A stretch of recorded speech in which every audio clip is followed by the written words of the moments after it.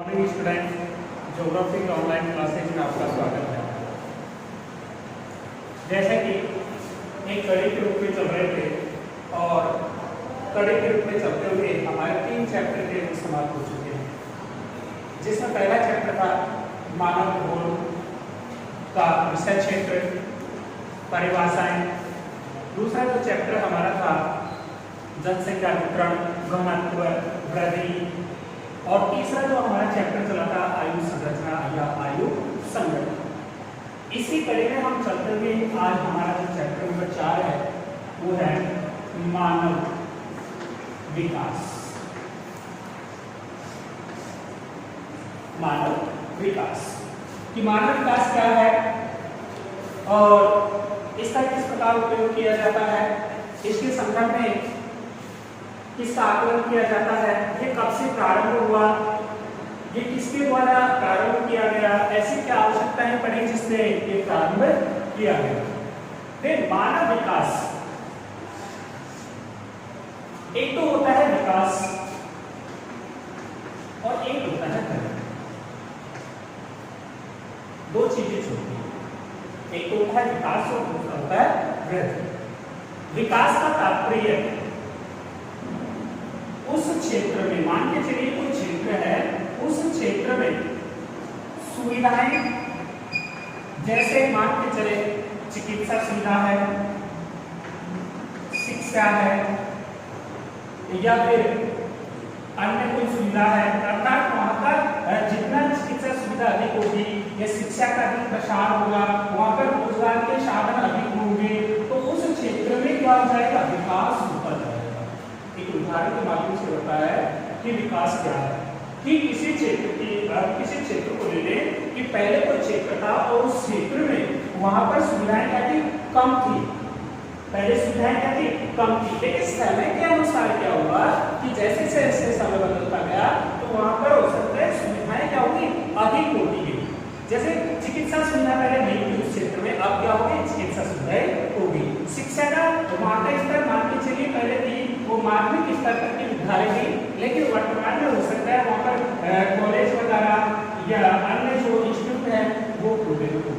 रोजगार के पहले वहाँ पर पर्याप्त साधन ना हो, लेकिन अब क्या हो गए हो, रोजगार के पर्याप्त साधन हो गए हो। अर्थात उस क्षेत्र का हम क्या कहेंगे, वहाँ पर विकास करेंगे। इस क्षेत्र का क्या हुआ है, विकास हुआ है। दूसरा है वृद्धि। वृद्धि क्या है, जैसे मानव है तो मानव शारीरिक क्या करता है, वृद्धि करता है।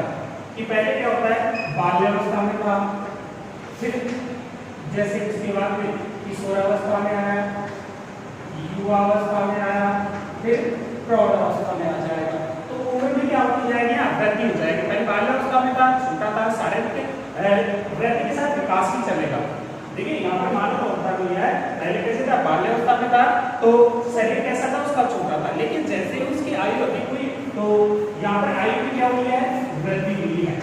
आयु में वृद्धि हुई, उसकी शरीर का क्या हुआ, उसका शरीर का आकार बढ़ने लगा, तो वहां पर शारीरिक वृद्धि हुई। लेकिन शारीरिक वृद्धि के साथ साथ उसका यहाँ पर क्या हुआ है, विकास भी हुआ है। विकास कैसे हुआ है, जैसे बाल्यावस्था में था तब उसे यूं कहें कि किसी अन्य व्यक्ति के द्वारा उसको खिलाना पिलाना जो भी कार्य है अन्य व्यक्ति के द्वारा किया जाता था। लेकिन जैसे जैसे इसकी आयु बढ़ती गई, किशोर अवस्था में आ गया, तो यहाँ पर वृद्धि भी हो गई इसकी शारीरिक, और दूसरा इसका क्या हो गया, यहाँ पर विकास भी हो गया। तो सामान्य तो दोनों अलग अलग है, वृद्धि और विकास। देखिए वृद्धि के साथ विकास हो सकता है, वृद्धि के साथ विकास हो सकता है, लेकिन विकास के साथ वृद्धि नहीं होगी। ध्यान रहे, वृद्धि के साथ तो क्या होगा, विकास होगा, लेकिन विकास अकेला भी हो सकता है, अकेला ही होगा। ध्यान रखिए, विकास अकेला ही होगा, लेकिन वृद्धि और विकास दोनों क्या होंगे, साथ साथ। तो ये वृद्धि और विकास का अंतर बताया, कभी कभी पूछ लेता है परीक्षा में एक नंबर प्रश्न कि वृद्धि और विकास में क्या अंतर है। तो सामान्य पर ध्यान रखिए, विकास का आपको उदाहरण देके बताया और वृद्धि का बताया कि वृद्धि क्या है, दोनों में अंतर हो गया। इसी के साथ उदाहरण का मिल सकता है कि वृद्धि के साथ विकास ही चलता है। तो मानव विकास का मतलब है, देखिए शॉर्ट में हम इसे मानव विकास सूचकांक बोलते हैं ना, जैसे इसको मानव विकास सूचकांक और अंग्रेजी में बताया जाता है इसे HDI, वुमेन डेवलपमेंट इंडेक्स। कई बार परीक्षा में पूछा गया, अधिकांश रूप से मैं कहूँगा कि पहले आरबीएससी वाला चैप्टर आपने जो चलती थी, उससे पहले एनसीईआरटी चलती थी उस समय, लेकिन उससे समय 1 नंबर का प्रश्न मैं 100% कहता हूँ इस चैप्टर से 1 नंबर का प्रश्न 100% आता है, छोटा प्रश्न आता है। अब ये बात अलग है कि चैप्टर वाइज जो हम विभाजन है तो तरीके से अलग कर दिया जाए तो बात अलग है, लेकिन इसे शॉर्ट में ये पूछ सकते हैं कि मानव विकास सूचकांक का शॉर्ट में या जो दे देते हैं HDI का पूरा नाम लिखिए। तो HDI का पूरा नाम यहाँ पर क्या हो गया, मानव विकास सूचकांक, और वैसे बोले तो women development index, women development index, women माने मानव, डेवलपमेंट माने विकास, और इंडेक्स माने सूचकांक, मानव विकास सूचकांक। तो मानव विकास सूचकांक है, ये मानव विकास सूचकांक है, सभी क्षेत्रों को दर्शाता है, न कि एक क्षेत्र को दर्शाता है। अपन क्या करते हैं, जैसे उदाहरण ले लेते हैं अपने आसपास में, क्या कहते हैं कि देख लेते हैं कि हाँ उसके पास है जो सब सुविधाएं हैं, सारी चीजें हैं, वो मान के चलिए उसके बिजनेस भी अच्छा चल रहा है, और घर पे जो पैसे वगैरह का वो सिस्टम भी अच्छा है, उसका व्यापार भी अच्छा चल रहा है, हम कहते थे कि उसने विकास कर लिया, कि उसका तो अच्छा विकास है, अच्छा होगा। लेकिन यहाँ पर हम इसके मानव विकास की सूचकांक की बात करें कि यहाँ पर विश्व में, तो यहाँ पर प्रत्येक चीज को पहलुओं को गिना जाता है, तो प्रत्येक पहलुओं पर यदि विकास हुआ है तो उसे हम विकास कहेंगे, अन्यथा उसे विकास की संज्ञा नहीं देंगे। जैसे उदाहरण के रूप में मानव विकास, जैसे अपन मैंने अभी उदाहरण दिया कि सारी चीजें, लेकिन हो सकता है उसके बच्चे हो वो क्या हो, अशिक्षित हो, तो यहाँ पर शिक्षा का अर्थात उसका शिक्षा का क्या नहीं हुआ, विकास नहीं हुआ, शिक्षा के क्षेत्र में विकास नहीं हुआ, तो यहाँ पर हम क्या कहते हैं कि इसका विकास नहीं हुआ है। प्रत्येक क्षेत्र को देखते हुए चलेंगे अपन कि प्रत्येक क्षेत्र में यदि विकास हुआ है तो अपन उसे विकास मानेंगे, अन्यथा विकास नहीं मानेंगे। अब ये तो मैंने परिवार के बारे में उदाहरण बताया आपको कि, लेकिन ये सारे उदाहरण कहाँ पर तो करने जो देश पे चलेंगे, प्रत्येक देश का निकाला जाता है, प्रत्येक देश का निकाला जाता है मानव विकास सूचकांक। यदि कल परसों का आपने अखबार पढ़ा हो तो उसमें आया था दैनिक भास्कर कोई ऊपर की लाइन आई थी जनसंख्या दिवस पर कि मानव विकास जो कब से प्रारंभ हुआ और भारत की जनसंख्या कितनी है और विश्व में क्षेत्र की कितनी है और दुनिया में कब तक है। मैं आपको बता दूं एक बार पुनः कि ये कहा गया है कि 2027 तक भारत है विश्व में जनसंख्या की दृष्टि से अपना प्रथम स्थान रख देगा। वर्तमान में 144 करोड़ के साथ चीन है और 139 करोड़ के साथ भारत अपना स्थान रखता है।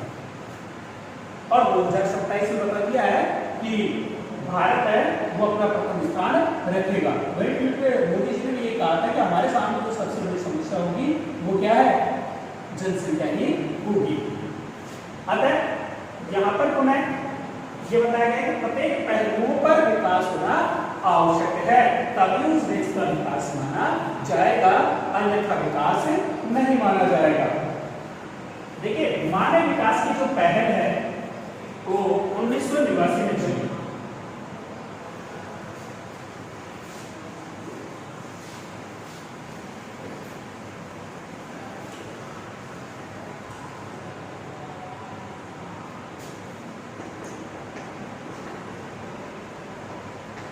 मानव विकास सूचकांक की है जो पहल है वो 1989 में चली। 90 में जाकर पहली बार प्रथम बार प्रकाशित हुआ। क्या मानव विकास सूचकांक प्रथम बार जो प्रकाशित हुआ था वो हुआ 1990 में। देखिए इसमें दो विद्वान थे, दो अर्थशास्त्री थे, एक तो पाकिस्तानी अर्थशास्त्री थे और एक भारतीय थे। नोबेल पुरस्कार जो उनको प्रदान किया गया अमर्त्य सेन जो भारतीय थे और वही महबूब उल हुक थे वो पाकिस्तान के थे। महबूब उल हुक और दूसरा था अमर्त्य सेन। दोनों के प्रयासों से देखो निवासन तो प्रारंभ हुआ लेकिन पहली बार प्रकाशित हुआ है 90 में प्रकाशित हुआ है। तो मानव विकास सूचकांक पहली बार प्रकाशित किया गया 90 में। दो अर्थशास्त्री हैं, दोनों अर्थशास्त्री पाकिस्तान के महबूब उल हुक और अमर्त्य सेन भारतीय हैं। नोबेल पुरस्कार इनको प्रदान भी किया गया है और इन दोनों के प्रयासों से मानव विकास सूचकांक का प्रथम बार प्रकाशन किया गया है। मैं वापस यहाँ पर पुनः एक बार रिपीट करता हूँ कि ये प्रश्न पूछा जाता है कि किनके प्रयास से ऐसे कौन थे जिनके प्रयास से मानव विकास सूचकांक प्रकाशित किया गया। तो दो विद्वान थे, महबूब कुलुग और अमर्त्य सेन। मैं पहले भी बता चुका हूँ कि मात्र 1 नंबर का प्रश्न पूछा जाता है, वहां पर भी बताया तो मैं HBI का पूरा नाम पुनः स्मरण करवा रहा हूँ कि दोनों का पुनः यहाँ पर नाम पूछ लिया जाता है। देखिए यहाँ तक बात हो गई कि मानव विकास सूचकांक क्या है, ये बताया मैंने, गति और विकास बताया, प्रथम बार प्रकाशन बताया इनके प्रयासों से, महबूब कुलुग और अमर्त्य सेन, किसके द्वारा प्रकाशित किया जाता है, UNDP। UNDP एक संस्था है जिसके माध्यम से क्या प्रकाशित करेंगे, मानव विकास सूचकांक। UNDP का भी शॉर्ट में कई बार परीक्षा में दे दिया जाता है कि UNDP का पूरा नाम लिखिए। यही पूछ लिया जाता है कि मानव विकास सूचकांक है वो किस संस्था के द्वारा प्रकाशित किया जाता है।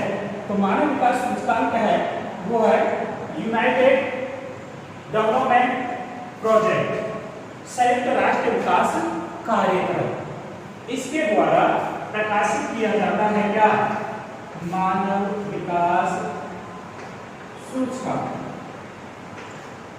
प्रतिवर्ष होता है, ध्यान रहे प्रतिवर्ष प्रकाशित किया जाता है। वापस से वही पहुंच रहे हैं पॉइंट वाइज। मानव विकास सूचकांक 90 में क्रांति को प्रथम बार अमर्त्य सेन UNDP द्वारा प्रकाशित किया जाता है।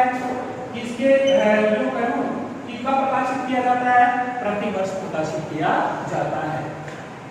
मानव विकास सूचकांक में UNDP प्रकाशित कर रहा है प्रतिवर्ष। देखिए इसमें जो क्रम चल रहा है वो क्रम चलेगा 0 से और 1 का, 0 से 1 का क्रम चलेगा।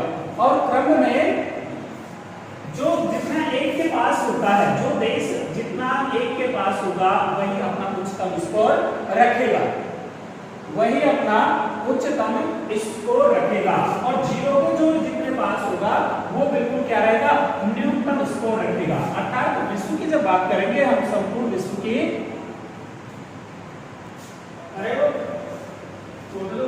तो इस प्रकार 0 से 1 से जितने, जैसे बात करें 9.882 और इधर हो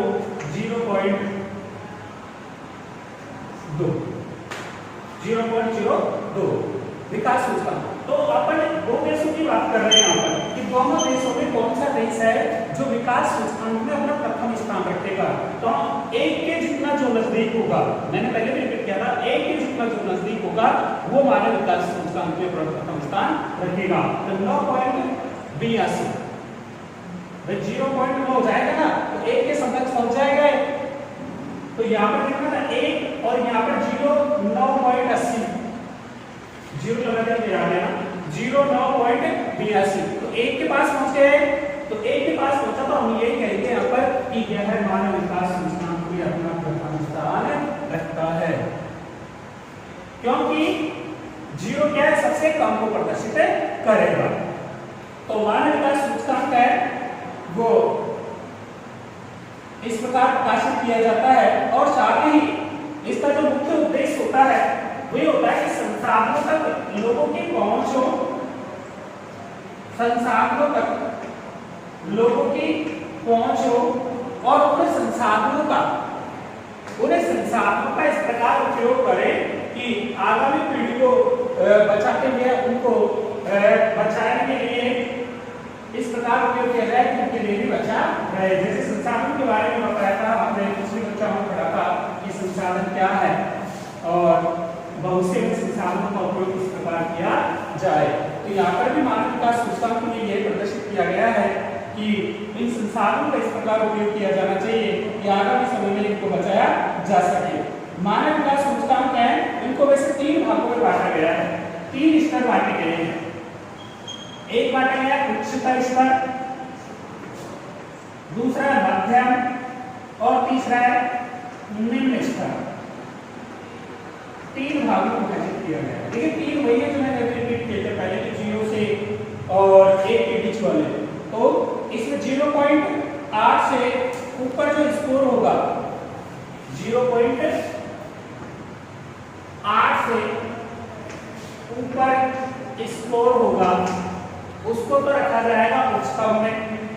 उसके अलावा 0.7 से 0.5 से और 0.799 ये रहेगा मध्यम में, और निम्नतम में रहेगा 0.5 से कम।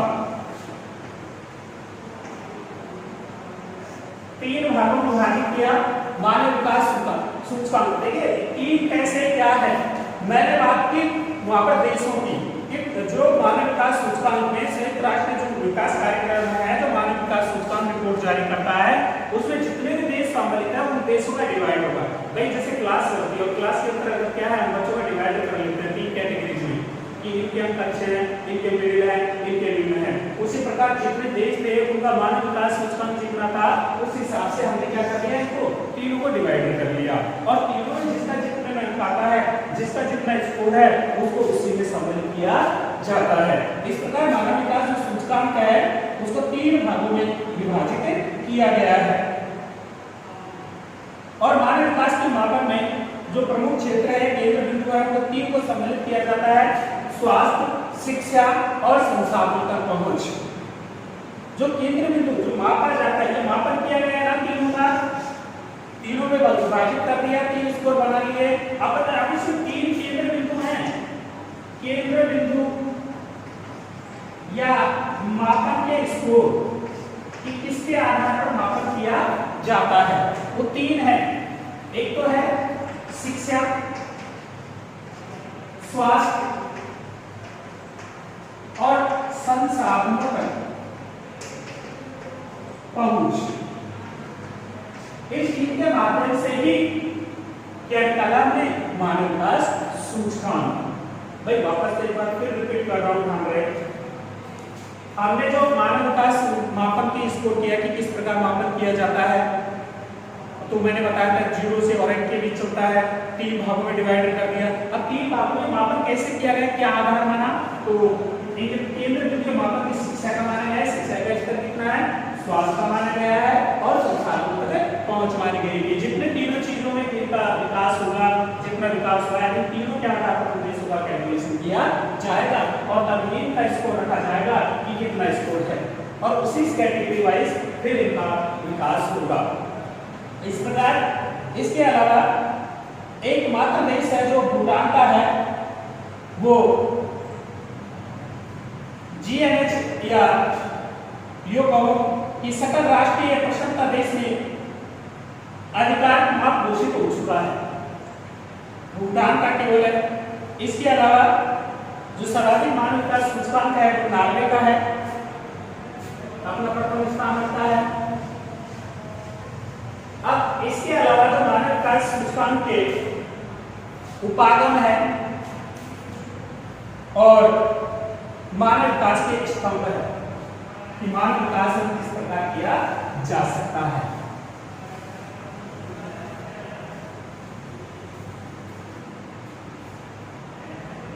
देखिए मानव विकास के जो स्तंभ है वो 4 भागों में विभाजित किया गया है: समता, सतत पोषणीयता,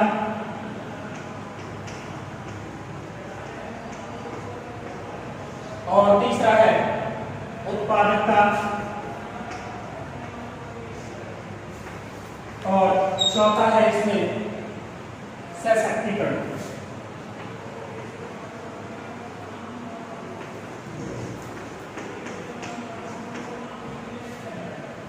हाँ भाई ध्यान रखना, परीक्षा में प्रश्न ही आ जाए तो मैं पहले भी बता चुका हूँ आपको कि मान के चलिए वो पूछ लिए मानव विकास सूचकांक के मानव विकास के स्तंभों का वर्णन कीजिए या कौन कौन से स्तंभ है, तो वहाँ पर ऐसे नहीं लिखना है, आपको ना या डायग्राम बनाना है जैसा आपको सूटेबल हो, या तो लिख सकते हो आप यहाँ पर मानव विकास सूचकांक कैसे डायग्राम बना लिया, फिर उसके बाद में 4 है, 1 2 3 4 ऐसे डिवाइड कर दो, पेट बना के डिवाइड कर दो, रस बना के डिवाइड कर दो, कैसे भी करना है, लेकिन इसके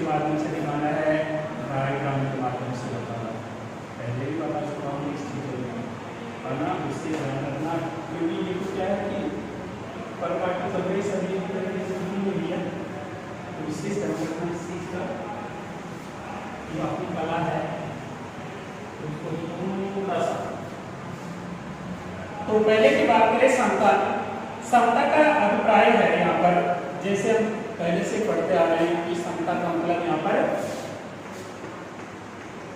क्या है, समानता, सभी के लिए अवसर कैसे हो, समान हो, और समान अवसरों पर समान क्या हो, आयु। यदि इसी प्रकार की यदि परंपरा चली रही, यदि इसी प्रकार का जो चलता रहता है किसी भी देश में, तो उसमें मानव विकास क्या होता है, सर्वाधिक पाया जाता है, क्योंकि लोगों को रोजगार भी बराबर मिलेगा और उनकी आय भी क्या होगी, बराबर होगी। लिंग, प्रजाति या किसी भी प्रकार से उन पर भेदभाव ना किया जाए, जो कि तुम्हारे पास पॉलिटिकल साइंस होगी तो उसमें भी पढ़ते हो तुम, है ना, अनुच्छेद 14 से कुछ ऐसा है।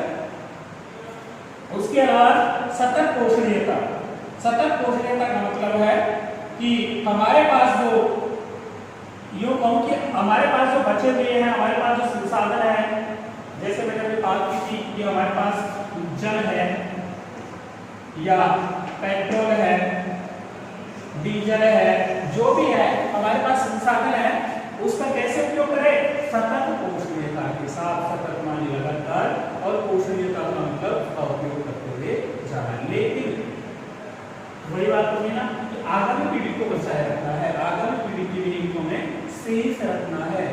हाँ, ये आता है कि यदि इनकी जगह यदि किसी दूसरी वस्तु का उपयोग होता है तो उसको उपयोग कर लिया जाए, यदि इनकी जगह उपयोग करके काम किया जा सकता है तो कर लिया जाना चाहिए। जैसे उदाहरण के रूप में, जैसे 10th क्लास में पढ़े थे कि ऊर्जा, विद्युत ऊर्जा, एक तो होती है कृत्रिम ऊर्जा और दूसरी होती है विद्युत ऊर्जा। कृत्रिम ऊर्जा को विद्युत ऊर्जा में परिवर्तन के लिए अपन क्या उपयोग करते हैं, जनरेटर का उपयोग करते हैं। कृत्रिम ऊर्जा विद्युत ऊर्जा में परिवर्तन करेंगे, जनरेटर का प्रयोग करेंगे। जनरेटर में क्या चाहिए, डीजल चाहिए, और डीजल कैसा है, हमारे पास सीमित मात्रा में है, तो सीमित मात्रा को बचाते हुए हमने क्या कहा कि सोलर प्लांट लगा दो। भाई उसकी जगह क्या किया, सोलर प्लांट लगा दो, ना तो हमारे पास जो डीजल है वो जलेगा और हमारा कार्य भी होता रहेगा, और ना ही किसी प्रकार का क्या होगा, प्रदूषण होगा। तो हमने क्या हुआ, उपाय सोच लिया ये चीजें सोलर के द्वारा उपयोग किया जाना चाहिए। तो यहाँ पर कहने का मतलब यही है कि उन संसाधनों को जो हमारे पास सीमित है उनको बचाना है, और बचा के अन्य संसाधन यदि उसकी जगह उपयोग किए जा सकते हैं तो उनका उपयोग किया जाना है। तो दोनों का यदि हम पूर्ण रूप से उपयोग करें, स्तंभ के रूप की बात कर रहे हैं है ना, मानव विकास के स्तंभ, स्तंभ का मतलब समझ लो ना, पूरी दीवार है, उसके खंभे खड़े करके उसी पे टिकी हुई है, वो नींव एक तरह स्तंभ, ऊपर की छत उसी पे टिकी हुई है, जो मानव विकास संस्थान की चारों पे टिका हुआ है ना। और दो तो हमने पढ़ लिए, समानता और सतत पोषण, तीसरा उत्पादकता। देखिए जब जनसंख्या वृद्धि पर अपने चैप्टर पढ़ रहे थे उसमें ये आया था कि लास्ट में है जो सिद्धांत चला था, और सिद्धांत ये कहा था कि जब खाद्य आपूर्ति की अधिकता हो जाएगी या खाद्य आपूर्ति है वो तो क्या है, एक उसमें बढ़ेगा श्रेणी क्रम में 1 2 3 4 5, और जनसंख्या कैसे बढ़ेगी, गुणोत्तर क्रम में कि 2 की 4 4 की 8 8 की 16 16 की 32 32 की 64, मतलब वो तो चल रहा है एक क्रमिक रूप में, और ये चलेगा कैसे, गुणोत्तर क्रम में। तो यहाँ पर भी उत्पादकता का मतलब बताया गया है कि श्रम उत्पादकता मानव क्रम से संदर्भ में उत्पादकता से लोगों की क्षमताओं का निर्माण करके कि हमारे पास देखिए कुशल अकुशल और अर्धकुशल तीन हो गए, एक कुशल हो गए, एक अर्धकुशल हो गए और एक अकुशल। तीनों ही व्यक्ति हैं जिन्होंने कहा है कि उत्पादकता को हम बढ़ा सकते हैं, हमारे पास जो श्रम है अर्थात मानव है, व्यक्ति है, उसको परीक्षण प्रदान किया जाए और परीक्षण प्रदान करके उसके द्वारा उत्पादकता की जाए, बढ़ाई जाए, उत्पादकता को बढ़ाया जा सकता है। तो ये कहता है कि उनके माध्यम से कुशल श्रमिकों का निर्माण करें और उत्पादकता को क्या करें, बढ़ाएं। तीसरा है सशक्तिकरण। सशक्तिकरण करता है लोग अपने विकल्प चुने कि उनको इतनी शक्ति प्रदान होनी चाहिए कि अपने विकल्प है, अपना जो ये कहूँगी रोजगार है या अपना व्यवसाय है या किस क्षेत्र में जाना चाहते हैं वो क्या करें, स्वयं चुने, किसी और के द्वारा नहीं, स्वयं द्वारा चुने जाए। और यही क्या होगा, उससे सशक्तिकरण बढ़ती हुई नजर आएगी और ये जब बढ़ेगी तो समानता का क्या होगा, निर्माण होगा। सशक्तिकरण में इनको स्वयं खुद देखिए कि तुम इस क्षेत्र में जाओगे तो खुद चुनोगे तो इनमें ऑटोमेटिक क्या आ जाएगी, समानता आ जाएगी। लेकिन यदि इनमें ये नहीं होता है तो समानता की आशा नहीं की जा सकती है।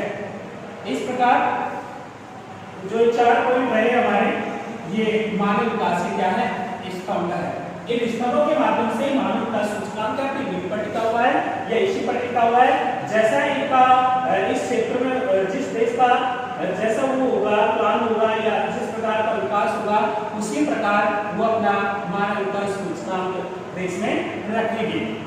आगे बात करते हैं मानव विकास के उत्पादन, जिसकी चर्चा हम जब आगे क्लास होगी हमारी उसके अंतर्गत करेंगे। आज के लिए इतना ही, धन्यवाद।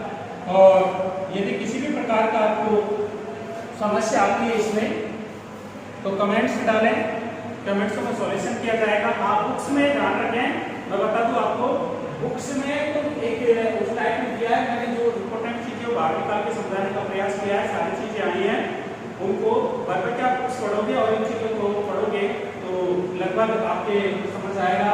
और नहीं समझ आता है तो कमेंट करें, मैं आपके प्रश्नों का आंसर दूंगा, समझाने का प्रयास करूंगा अगले क्लास में। धन्यवाद।